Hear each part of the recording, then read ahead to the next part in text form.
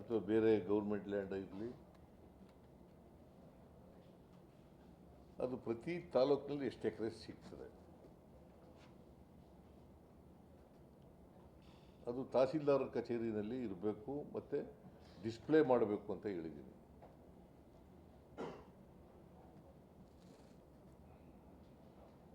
ಅದು ಎಲ್ಲ ಡಿ ಸಿಗಳಿಗೂ ಕೂಡ ಸ್ಟ್ರಿಕ್ಟ್ ಇನ್ಸ್ಟ್ರಕ್ಷನ್ಸ್ ಕೊಟ್ಟಿದ್ದೀನಿ. ಆಮೇಲೆ ಯಾವುದು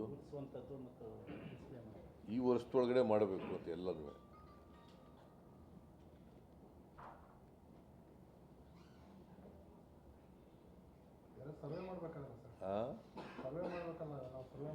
ಮತ್ತು ತಹಸೀಲ್ದಾರ್ ಇರೋದು ಅದಕ್ಕೆ, ವಿಲೇಜ್ ಅಕೌಂಟೆಂಟ್ ಇರೋದಕ್ಕೆ, ರೆವಿನ್ಯೂ ಇನ್ಸ್ಪೆಕ್ಟರ್ಗಳು ಇರೋದಕ್ಕೆ.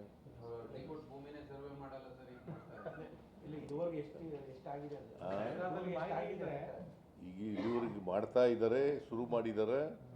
ನಾನು ಕಳೆದ ಸಾರಿನೇ ಹೇಳಿದ್ದೆ, ಪ್ರಾರಂಭ ಮಾಡಿದ್ದಾರೆ. ಕೆಲವು ತಾಲೂಕುಗಳಲ್ಲಿ ಸ್ವಲ್ಪ ಜಾಸ್ತಿನೇ ಆಗಿದ್ದಾವೆ, ಕೆಲವು ತಾಲೂಕುಗಳಲ್ಲಿ. ಕೆಲವು ತಾಲೂಕು 75% ಆಗಿದೆ. ಎಷ್ಟು? 75% ಆಗಿದೆ. 75% ಆಗಿದೆ.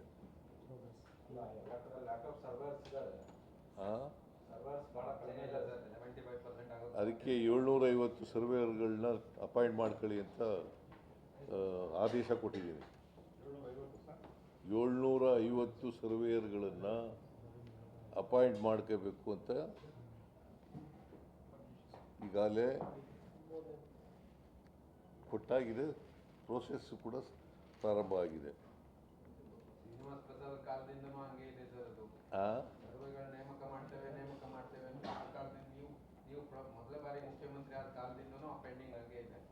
ನಮ್ಮ ಕಾಲದಲ್ಲಿ ಆಗಿತ್ತು, ನಮ್ಮ ಕಾಲದಲ್ಲಿ ಆಗೇ ಉಳ್ಕೊಂಡಿಲ್ಲ, ಆಯಿತು. 1200 ಜನ ಅಪಾಯಿಂಟ್ ಆಯಿತು. ಈಗ ಮತ್ತೆ 750 ಜನ ಅಪಾಯಿಂಟ್ ಮಾಡ್ಕೊಳ್ಳಿ ಅಂತೇಳಿ ಅನುಮೋದನೆ ಕೊಟ್ಟಾಗಿದೆ.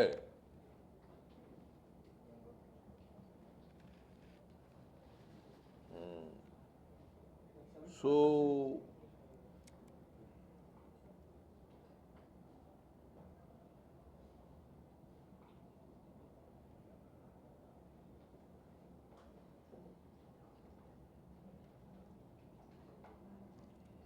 ಇದನ್ನು ಕೂಡ ಎಲ್ಲ ಡಿ ಸಿಗಳು ಕೂಡ ಮಾಡಬೇಕು ಅಂತಕ್ಕಂಥದ್ದನ್ನು ಹೇಳಿದ್ದೀವಿ. ಈಗಾಗಲೇ ಕೆಲಸ ಪ್ರಾರಂಭ ಆಗಿದೆ. 75% ಆಗಿದೆ.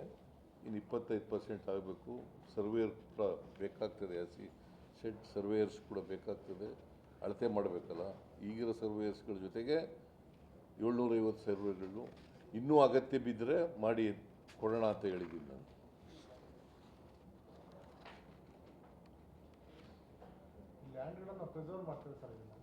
ಆಮೇಲೆ ಕೇಳಪ್ಪ ತಮ್ಮ, ಆಮೇಲೆ ಕೇಳು.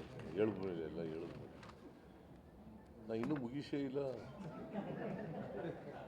ಮಧ್ಯದಲ್ಲೇ ಕೇಳಿಬಿಟ್ರೆ ನನ್ನ ಯೋಚನಾ ಲಹರಿ ಎಲ್ಲ ಬ್ರೇಕ್ ಆಗಿಬಿಡ್ತದೆ. ನೀನು ಆ ಥರ ಉದ್ದೇಶ ಇದೆಯಾ? ಆ ಥರ ಇಲ್ಲ ಅಲ್ಲ, ಆಗ ಸುಮ್ಮನೆ ಇರು. ಮತ್ತೆ ನಾವೇನೋ ಹೇಳಬೇಕು ಅಂತ ಬಂದಿರ್ತೀವಿ, ಅವೆಲ್ಲ ಹೇಳೋದೆಲ್ಲ ತಪ್ಪೋಯ್ತವೆ. ಓಕೆ. ಆಮೇಲೆ ನಾನು ಜನಸಂಪರ್ಕ ಸಭೆ ಮಾಡಿದ್ದೆ, 2 ಜನಸಂಪರ್ಕ ಸಭೆಗಳನ್ನು. ಸುಮಾರು 20,000ವರೆಗೆ ಅಪ್ಲಿಕೇಶನ್ಗಳು ಬಂದಿದ್ದವು. ಹೆಚ್ಚು ಕಡಿಮೆ ಎಷ್ಟು? 289 ಉಳಿದಿರೋದು ಬಾಕಿ.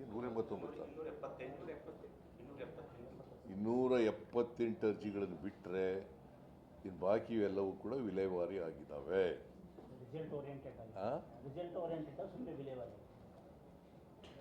ಅದರಲ್ಲಿ 80% ಕ್ವಾಲಿಟಿ ಡಿಸ್ಪೋಸಲ್ ಆಗಿದೆ. ಕೆಲವರು ಫಾರ್ವರ್ಡ್ ಮಾಡಿಬಿಟ್ಟಿದ್ದಾರೆ ಸುಮ್ಮನೆ. ಇನ್ನು ಕೆಲವು ಮಾಡಲಿಕ್ಕೆ ಆಗದೇ ಇರೋವು, ಕಾನೂನು ವಿರುದ್ಧವಾಗಿರೋವು.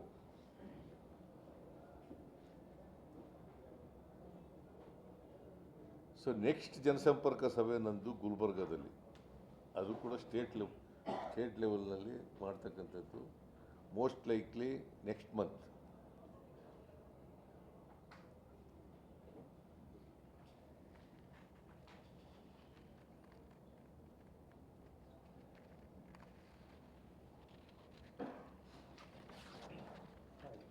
ಅರ್ಜಿಗಳಲ್ಲಿ ಯಾವ ಡಿಪಾರ್ಟ್ಮೆಂಟ್ ಹೆಚ್ಚು ಅಂತ ಹಾಂ ಯಾವ ಡಿಪಾರ್ಟ್ಮೆಂಟ್ ಹೆಚ್ಚಿತ್ತು ಅಂತ ಏನು ಅರ್ಜಿಗಳಲ್ಲಿ ನಾನು ಹೇಳಿದ ಮೇಲೆ ಕೇಳು ಅಂತ ಹೇಳಿದ್ದೀನಿ ಪುನಃ ಮಧ್ಯೆ ಮಧ್ಯೆ ಕೇಳಿದ್ರೆ ಆ ಸಬ್ಜೆಕ್ಟ್ ಇತ್ತಲ್ಲ ರೆವಿನ್ಯೂ ಇಲಾಖೆಯಲ್ಲಿ ಜಾಸ್ತಿ.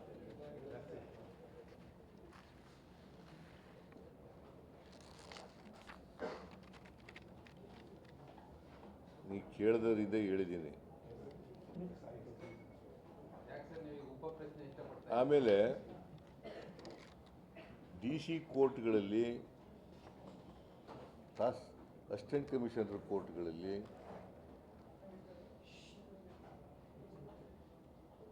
ಮತ್ತು ತಹಸೀಲ್ದಾರ್ ಕೋರ್ಟ್ಗಳಲ್ಲಿ ಪೆಂಡಿಂಗ್ ಇರ್ತಕ್ಕಂಥ ಅಪ್ಲಿಕೇಶನ್ಗಳನ್ನು ಮ್ಯಾಕ್ಸಿಮಮ್ 1 ವರ್ಷಕ್ಕಿಂತ ಜಾಸ್ತಿ ಇರಬಾರ್ದು.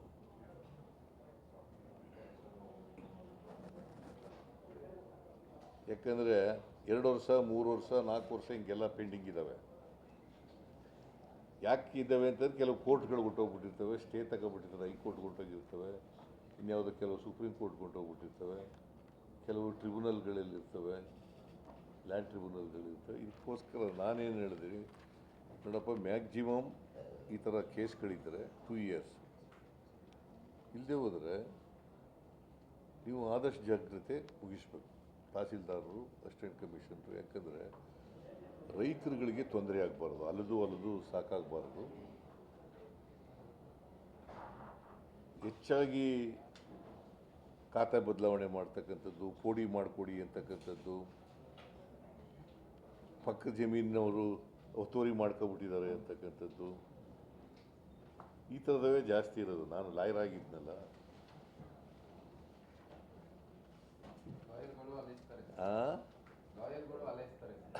ಆಮೇಲೆ ರೆವಿನ್ಯೂ ಕೋರ್ಟ್ಗಳಲ್ಲಿ ಟ್ರಯಲ್ ಕೇಸ್ಗಳಲ್ಲ ಅವು,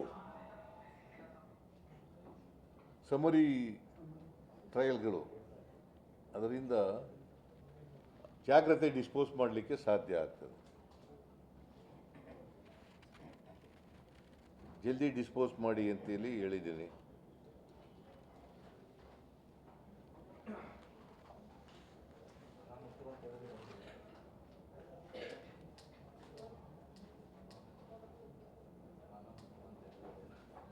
ಆಮೇಲೆ ಈ ಒತ್ತುವರಿ ಆಗ್ಬಿಟ್ಟಿದ್ದಾವಲ್ಲ, ಸರ್ಕಾರಿ ಜಮೀನುಗಳು ಒತ್ತುವರಿ ಆಗಿರ್ತಕ್ಕಂಥದ್ದು, ಗೋಮಾಳ ಒತ್ತುವರಿ ಆಗಿರ್ತಕ್ಕಂಥದ್ದು, ಕೆರೆಗಳು ಒತ್ತುವರಿ ಆಗಿರ್ತಕ್ಕಂಥದ್ದು, ಇವೆಲ್ಲನೂ ಕೂಡ DCಗಳು, ಅಸಿಸ್ಟೆಂಟ್ ಕಮಿಷನರು, ತಹಸೀಲ್ದಾರರು ಕೂಡಲೇ ತೆರವುಗೊಳಿಸ್ತಕ್ಕಂಥ ಕೆಲಸವನ್ನು ಮಾಡಬೇಕು. ನಾನು ಹಿಂದೇನೂ ಹೇಳಿದ್ದೆ,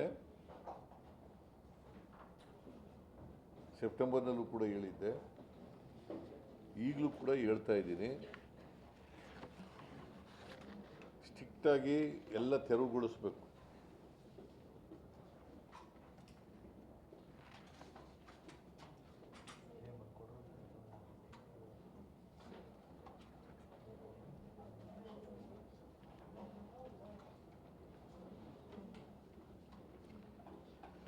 ಆಮೇಲೆ ತಹಸೀಲ್ದಾರರಿಗೆ, ಆಮೇಲೆ DCಗಳಿಗೆ ಇವಕ್ಕೆಲ್ಲ ಪೆನ್ಷನ್ಗಳು ಕೊಡೋದಿದೆಯಲ್ಲ, ಸೆಕ್ಯೂರಿಟಿ ಪೆನ್ಷನ್ಗಳು, ಓಲ್ಡ್ ಏಜ್ ಪೆನ್ಷನ್ಗಳು, ವಿಧವಾ ಪೆನ್ಷನ್ಗಳು, ಈ ಥರದವೆಲ್ಲ, ಇದರಲ್ಲಿ ಸುಮಾರು ಒಂದು 10,000 ಕೋಟಿ ರೂಪಾಯಿ ನಾವು ಕೊಡ್ತೀವಿ. ಸುಮಾರು 10,000 ಕೋಟಿ. ಅದರಲ್ಲಿ ಕೇಂದ್ರದಿಂದ ಬರ್ತಕ್ಕಂಥದ್ದು ಬರೀ 500 ಕೋಟಿ ಮಾತ್ರ ಅಲ್ಲ. ಕೇಂದ್ರದಿಂದ ಬರ್ತಕ್ಕಂಥದ್ದು 500 ಕೋಟಿ ಮಾತ್ರ. ಇನ್ನು ಉಳಿದದೆಲ್ಲ ರಾಜ್ಯ ಸರ್ಕಾರ ಕೊಡೋದು. ಒಟ್ಟು 10,000 ಕೋಟಿಗಿಂತ ಹೆಚ್ಚು ನಾವು ವಿವಿಧ ಪೆನ್ಷನ್ಗಳು ಕೊಡ್ತಾ ಇದ್ದೀವಿ. 77 ಲಕ್ಷ ಜನರಿಗೆ ಪೆನ್ಷನ್ ಕೊಡ್ತೀವಿ. ಅದರಲ್ಲಿ 500 ಕೋಟಿ ರೂಪಾಯಿ ಮಾತ್ರ ಕೇಂದ್ರದಿಂದ ಬರ್ತದೆ. ಇನ್ನು ಉಳಿದ ದುಡ್ಡೆಲ್ಲನೂ ರಾಜ್ಯ ಸರ್ಕಾರನೇ ಭರಿಸುತ್ತೆ. ಸೊ ಅದು 33,841 ಪೆನ್ಷನ್ ಅರ್ಜಿಗಳು ಬಾಕಿ ಇದ್ದಾವೆ. ಅವೆಲ್ಲನೂ 3 ತಿಂಗಳಲ್ಲಿ ಇತ್ಯರ್ಥ ಮಾಡಬೇಕು ಅಂತ ಹೇಳಿದ್ದೀನಿ ನಾನು.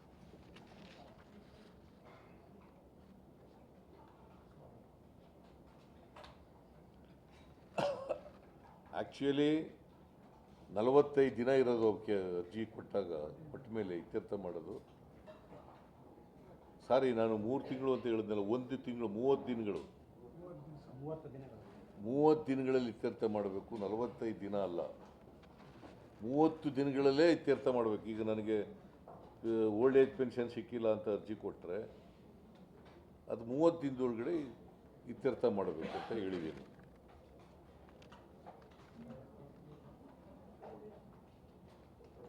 ಆಮೇಲೆ ಪ್ರತಿಯೊಬ್ಬರು ಕೂಡ ಡಿ ಸಿಗಳಾಗಿ ಹೋಗ್ತಕ್ಕಂಥವ್ರು ಇರ್ಬೋದು, ಸಿ ಇ ಒಗಳಾಗಿ ಹೋಗ್ತಕ್ಕಂಥದ್ದು, ಅಲ್ಲಿರ್ತಕ್ಕಂಥ ಜಿಲ್ಲೆಯ ಲೆಗಸಿ ತಿಳ್ಕೋಬೇಕು. ಆ ಜಿಲ್ಲೆಯಲ್ಲಿರ್ತಕ್ಕ ಆರ್ಥಿಕ ಸಾಮಾಜಿಕ ಪರಿಸ್ಥಿತಿ,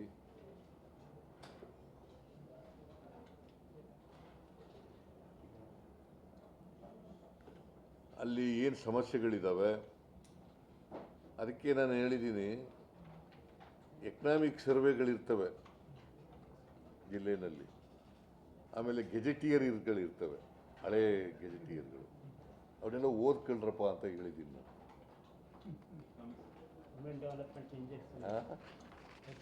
ಅಲ್ಲ, ತಿಳ್ಕೋಬೇಕಲ್ಲ. ಈಗ ನಾನು ಅದಕ್ಕೆ ಒಂದು ಉದಾಹರಣೆ ಕೊಟ್ಟೆ. ಫ್ರೇಜರ್ ಅಂತಕ್ಕಂಥ ಒಬ್ಬ ಕಲೆಕ್ಟ್ರು, ಎಂತೇನು ಫ್ರೇಜರ್, ಫ್ರೇಜರ್, ಅವನು ಇಲ್ಲಿ ಹೋಗಿದ್ರೆ ನಾಲ್ವಡಿ ಕೃಷ್ಣರಾಜ ಒಡೆಯರು ಅಷ್ಟೊಂದು ಸಾಧನೆ ಮಾಡೋಕ್ಕಾಯ್ತಿರ್ಲಿಲ್ಲ.